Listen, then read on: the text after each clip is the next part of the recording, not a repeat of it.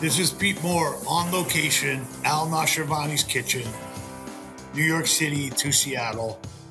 I have the pleasure of bringing on industry expert, veteran, and trend setter in the future and in the present. Debra, welcome back to you, Halo Talks. Pete, it's the first time I've ever been on Halo Talks. And honestly, I said that because we've had some scheduling issues, but I wanted to kind of bury the lead on that, which I did. I only aspire to be in your book. Call me out on it. I only aspire to be in your book and to wear your hat. Like the fact that I have one of these is so. For those of you that are on audio, we are wearing EBITDA hats, which is earnings before interest, taxes, depreciation, amortization, which is basically the cash flow that you earn from the operations of your club, your studio, your consulting business, your advisory firm. And if you got EBITDA, that's positive, and you should sleep a couple extra hours a night. If you don't, you should stay up a little bit later and try and get to EBITDA. So welcome to your first show. Now we have to admit, you should definitely learn. You should definitely learn what EBITDA is at Halo Academy, right? I mean, obviously. Yeah, you can go to the Halo Academy. Thanks for that little unpaid plug about Halo Academy. There's another one in January that you can take. It's the last week of January, right before the Super Bowl. So there's no excuses on why you can't attend. And we'll teach you 5 companies and 5 EBITDAs. So thank you, Debra, as a Halo alum. So let's talk about you for a second, given that this is my podcast and you're my guest. Let's first talk about you as a consumer. And you're one of the most astute consumers in the Halo sector. So what do you do? What have you been gravitating towards? And what is the average fitness consumer in 2025 going to experience that you're already on the front end of? Okay, Pete, that's a lot of content. It's a lot, but I mean, I could unravel it more, but you're pretty smart, so go. Okay, let's break it down. So what am I doing? Well, okay, 20 years in this industry, started as a step instructor. Well, a wannabe step instructor, couldn't figure out the counting. Been doing modalities galore, right? Fitness modalities galore. Back in the day, it was Equinox Crunch and all of those places. And this week, I went to Bay Club and I had a great time. If you guys aren't familiar with Bay Club, awesome chain. Where were you? Which location? El Segundo. I had people meet me. I sent them to Redondo by accident, but it was El Segundo. Yeah, so those clubs are for historians in the industry. Those were Spectrum clubs, which is a deal that we worked on that were sold from the private equity fund that owned Spectrum to Bay Clubs. And El Segundo is one of the highest producing clubs, I would say, on the West Coast. In that corridor between the 405 and Sepulveda in El Segundo, Manhattan Beach, is probably the most grossing dollars in fitness in the entire world on that one street. Really? Well, how many people do you think walk through a day? Say 1,200 to 1,500 a day. Yeah. It is amazing what the product and service offering is, how it spans. They start at 6 weeks in childcare. Okay. But just, 4 big studios going at a time. I took a step class. That's why I mentioned the whole step thing. With the Zumba instructor, I took a Zumba step. That was an experience, which I loved. Okay. It was amazing. And, all of the other studios going and all the recovery spaces going and the Pilates room going and the yoga room going, and then the full gym floors and small group training areas, pools, pickleball, full service offering with childcare. Loved it. So when you take a look at a club like that, obviously they're running somewhat of like a city, if you will, right? So are they able to effectively cater to their micro populations? And do you feel like they've kind of nailed that business model of, hey, you're going to be in the high end of, a trophy asset, as we like to call it. You're going to belong to a trophy asset, but I'm going to give you all the benefits of basically the cult personality of group exercise inside of my trophy asset. No, so exactly. So I'm sitting in there and I'm saying to myself, why would I ever go to a boutique studio again when I have all of this? And then I settle into it and I realize It's because there are 50 people in this class and nobody knows anybody. A few people know a few people, but it's the super users that know the super users, or the super users that know instructors. They don't necessarily know the quiet person in the back corner that needs the accountability and the, you know, consistent friendliness or customer service. And I'm not saying a bad thing about Bay Club. I'm Right. just saying, just juxtapose it, right, to the Right. fact that this morning I was at OTF over here, owned by Mark Thomas, this whole group Yeah. over here. He's an amazing operator. I think I introduced you to him, by the way, at some point, Pete. Anyway, I went into OTF and, sat there and I'm like, I love this experience too, right? So I personally can live very happily in each of those. At OTF, they have amazing things that have been woven in through the years, from accountability to figuring out who the first timer is, to all of the things that keep your minds focused, to like the hero wad type things that they've put in, and I can't even think of the name of it, the week of hell torture stuff that Hell Week, comes. yeah, I think it's called. Yeah, all of that. And it's so interesting how the different users, how the different things solve to different users. Yeah, I mean, when you think about the unit economics of a Bay Club and the fact that there is probably 150,000 square feet, and they're actually running, 4 to 8 independent studios inside of those four walls. And then you look at a studio that says, hey, how am I going to compete with their marketing, their incremental services that you could do inside there, right? So I could take my class and then I could go take a shower. I can go to the pool. I could go to a cafe. I can get a shake. I can drop off and pick up my kid. I would argue that a Bay Club has way more of a competitive advantage if they can pull off the experience inside of the studio. They really should win, 8 times out of 10 or Yeah. 4 times out of 5 to use simple math. I would agree with that. I guess the only place where they don't win, if you're getting really granular on it, Yeah, let's do that. is kind of like, I'm an Orange Theory user, let's say, or Right. any Pure Bar, and I want to travel the country city by city and stop in and have that exact experience everywhere I go. Bay Club is pretty regional. So let me ask you a question. As you kind of fast forward over the next several years, let's say Orange Theory decides, not saying that they would, that, hey, we're going to allow big box clubs to become franchisees.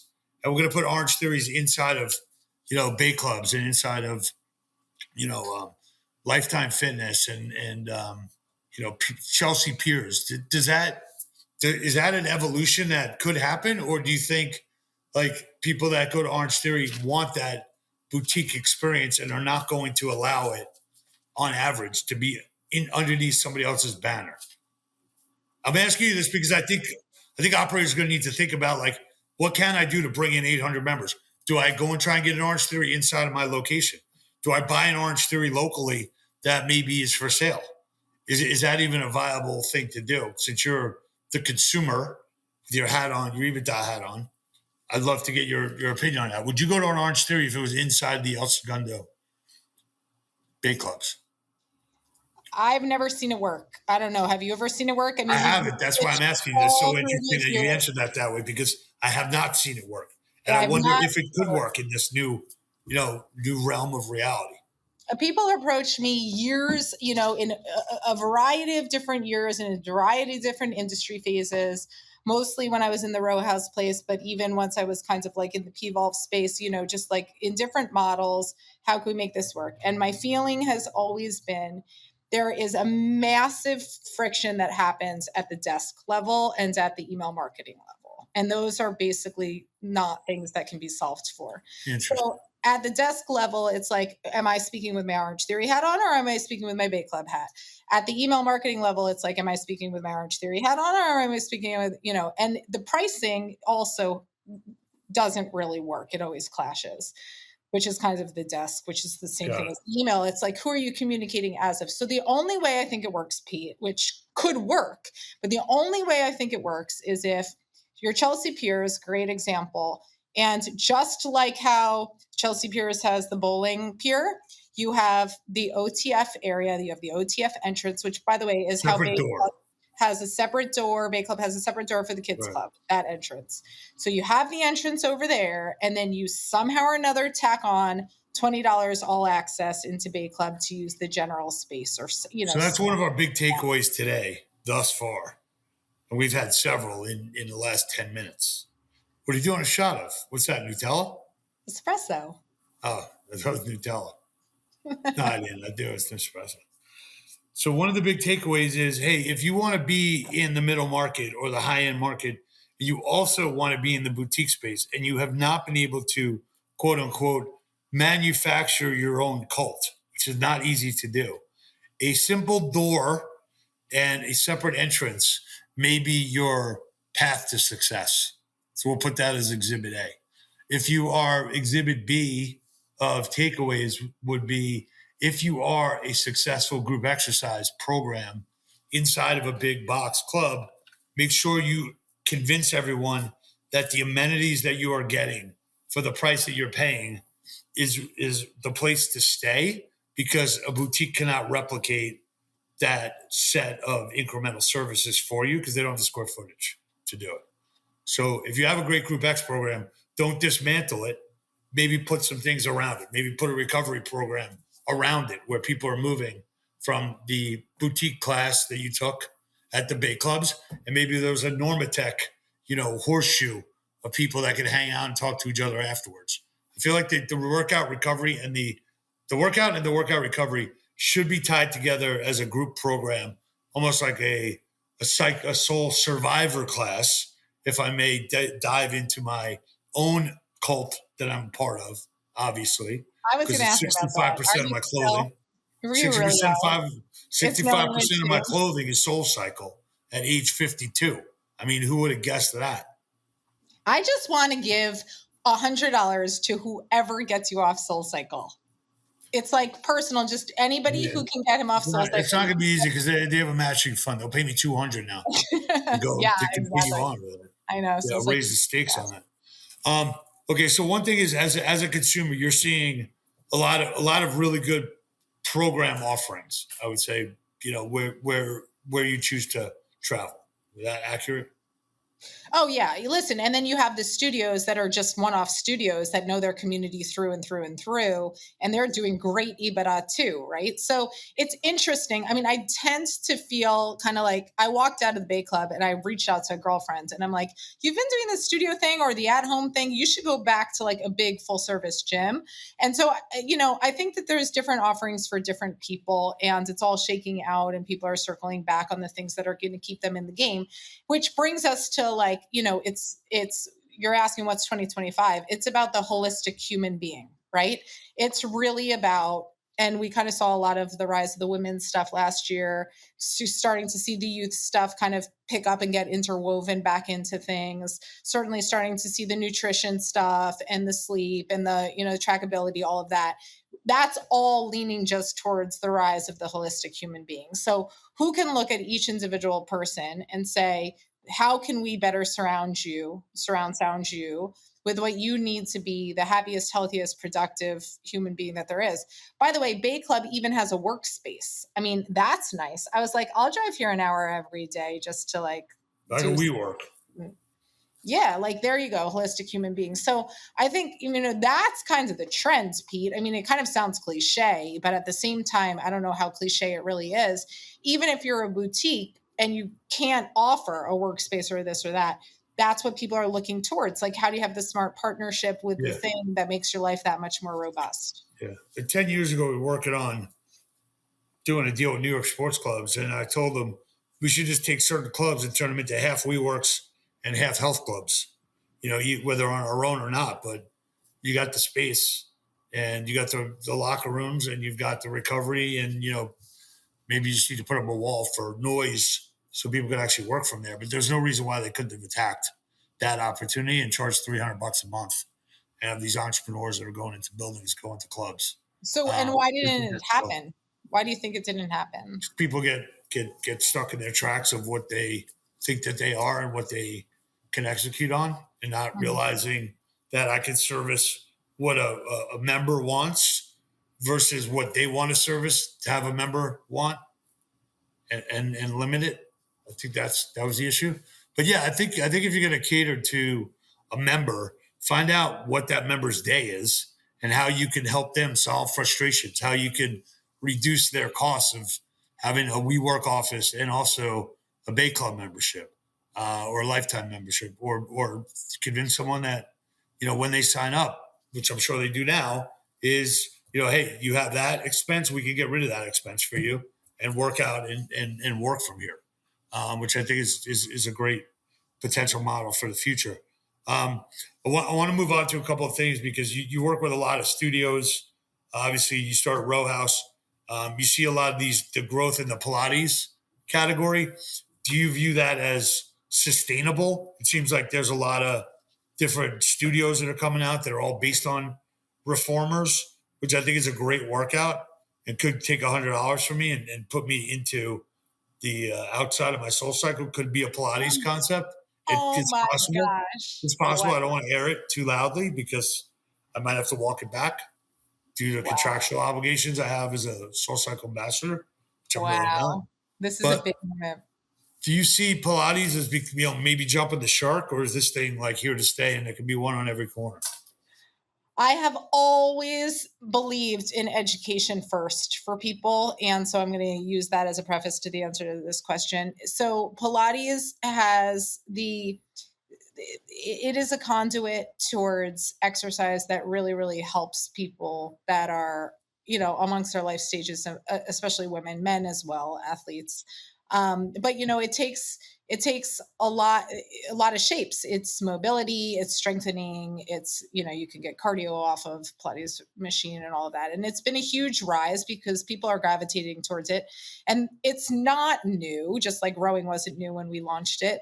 It's just seeing its phase right now because we're educating the consumer in the right way Right. about what they need to know it'll do for them. And so, we've all talked about this. I'm sure you've done many episodes on this about just, the strength day and the cardio hit day and the, Pilates day. And really it's just about the fact that more and more people are hopefully getting fit. We're finding more and more people to get exercise, to get healthy, and it should be a collaborative environment where we're tapping into what's going to help them move them along their way. And so in the Pilates space, you're seeing a lot of women that are interested in getting more fit, but in a low impact sort of way. They're not into the whole hit thing. Some of them have had fertility related issues. And so they're looking in other directions. That's the founding story of Your Reformer.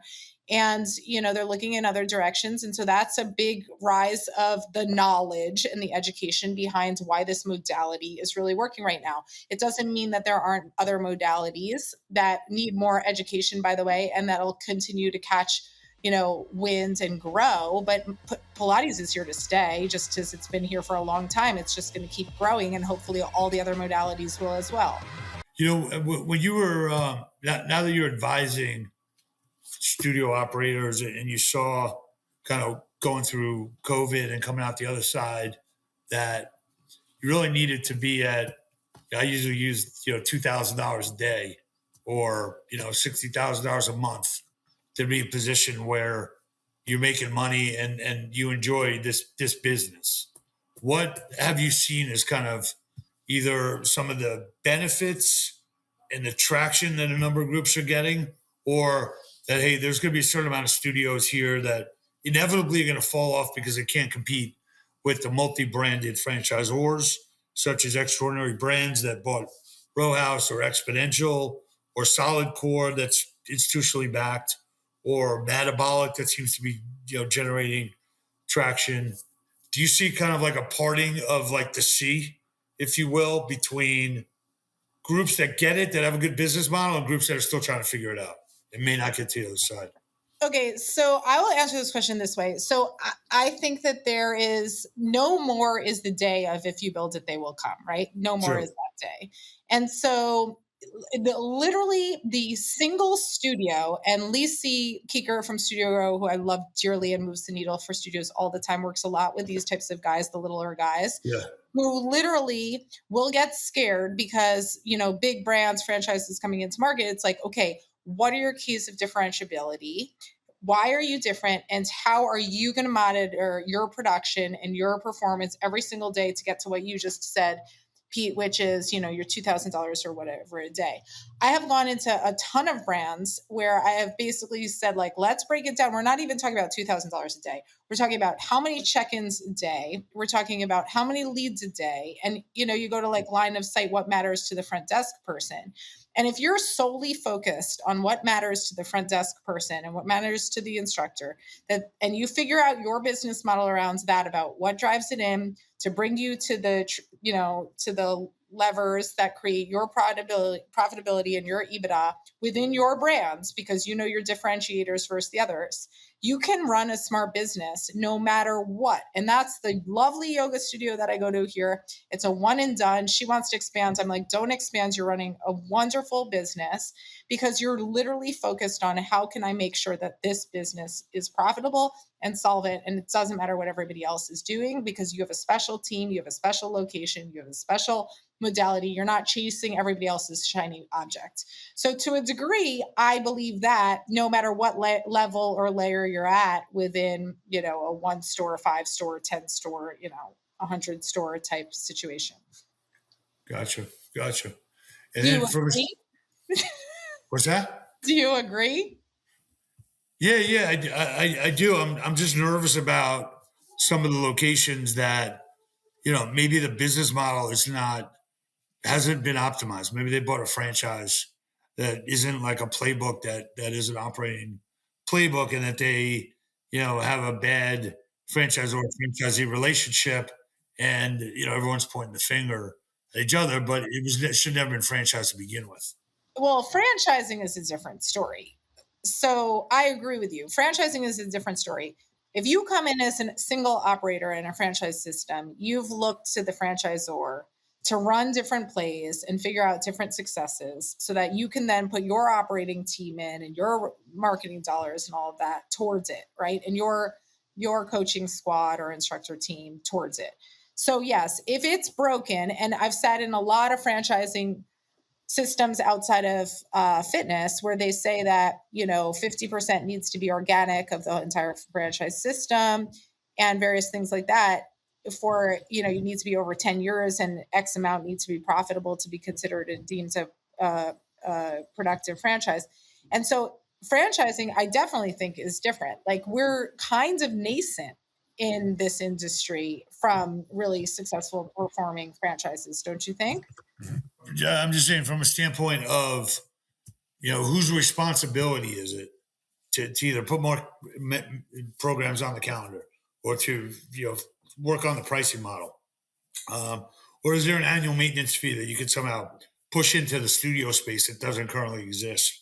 Or are there programs to get in seniors and, HFA, FSA usage?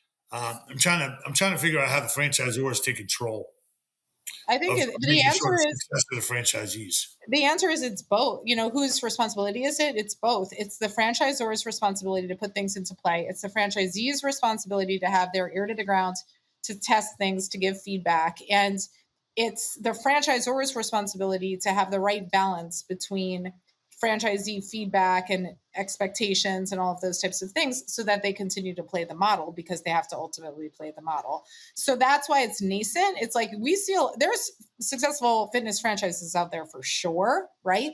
But they're still growing and they're still figuring certain things out to bring the lowest ones up. So there's still, I think, probably a bigger discrepancy than there should be in the typical franchise systems, where the higher ones should probably continue to grow. But I don't have those stats for our industry versus others, what like the delta is in the franchise units. I do feel it's like a tale of two cities, though, where you've got some locations that are, absolutely crushing it, and like a solid core where they're doing, 10 to 14 programs a day or classes a day, and very low labor. And they lock the door during classes. There's one person that works there. There's no showers. Pretty pretty good rents because they got a lot of them during COVID, which is super smart. And then there's groups that are out there struggling to make, $500 to $1,000 a day that, maybe are been outflanked, from a strategic term. But moving on to a couple other things, you spend a lot of time working in and around the industry from a networking standpoint. Um, give a little insight into what you've picked up over the last year by attending all these events, whether it's from the type of people that are coming into the industry, um, people that are coming in from other markets, from international, saying like, "Hey, I'm coming to the U.S." It's not like we necessarily need more players here, Right. or that like we're missing something. We need you to build another 500 locations of the XYZ for us because we don't have them.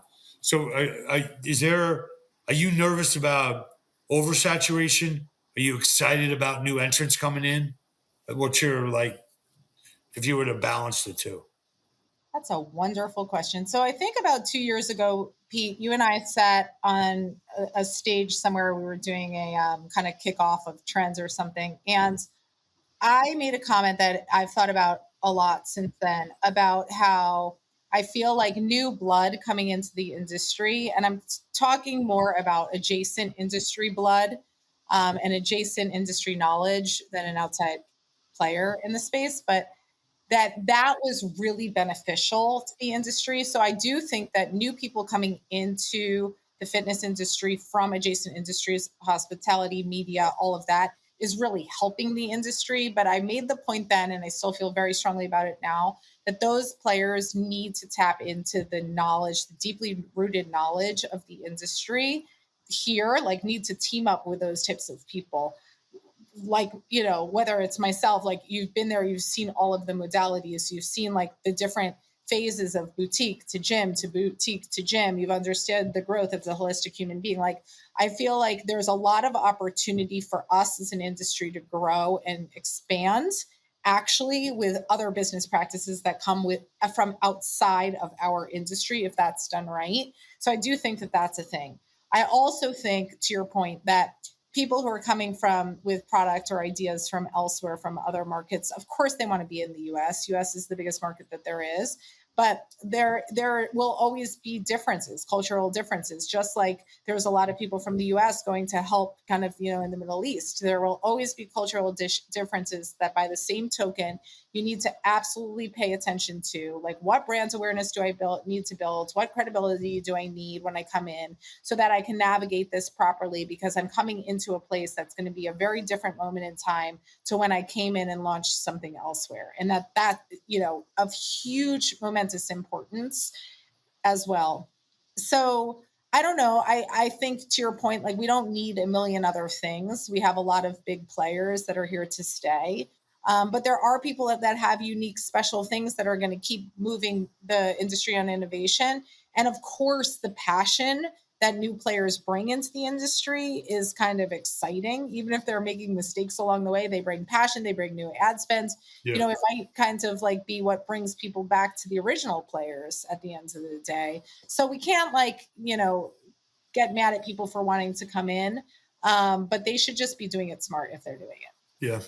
All right. Well, we've done 30 minutes here to give a little insight into what you've been doing and your thoughts and what we see coming down the pike here. I think, some of the key takeaways are, contact people like Debra if you're coming in to the industry, or if you want a little more of a primer on how things have evolved.